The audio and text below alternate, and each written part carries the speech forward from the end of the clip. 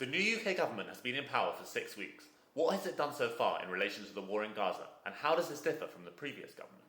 There hasn't been a drastic shift in rhetoric. The way ministers and officials talk about the conflict has been more or less the same.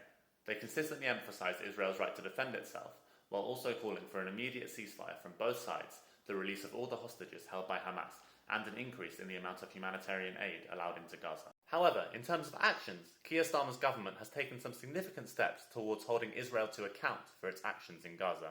The biggest change from the previous government is the decision not to challenge the International Criminal Court's potential arrest warrants for Israeli Prime Minister Benjamin Netanyahu and his Defence Minister Yoav Gallant. The previous government was considering challenging the legality of the arrest warrants, but the new government has confirmed it will not be doing this.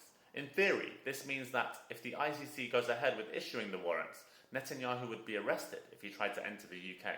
This draws a clear line between the UK and the US, since the US does not accept the ICC's ruling. On the 19th of July, Foreign Secretary David Lammy announced the resumption of UK funding for UNRWA, the UN's agency for Palestinian refugees, which is an extremely important source of humanitarian support for people in Gaza. The UK suspended its funding in January after Israel claimed some of UNRWA's staff were involved in the 7th of October Hamas attacks. This also marks a departure from US policy, since the US has not resumed its funding for UNRWA. It's worth noting that the previous government may also have done the same thing. It wasn't exactly a radical move, since the UK was following in the footsteps of several other Western countries, which also decided to restore their funding after a UN review found that Israel had not provided any evidence for its claims about UNRWA. The new government is conducting a review of UK weapons sales to Israel. The previous government had refused to disclose advice from its lawyers about whether the UK was breaking international law by selling weapons to Israel, and did not intend to change its policy on the issue.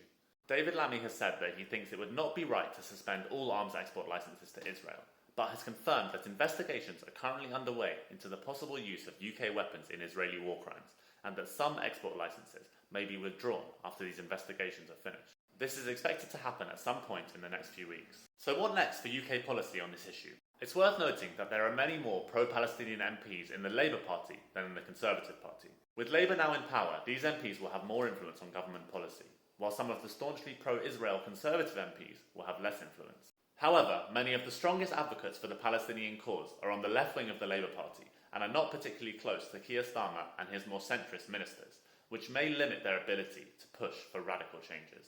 Overall, compared to the previous government, the new government has more respect for international law, and any changes in the UK's policy are likely to involve a less friendly stance towards Israel.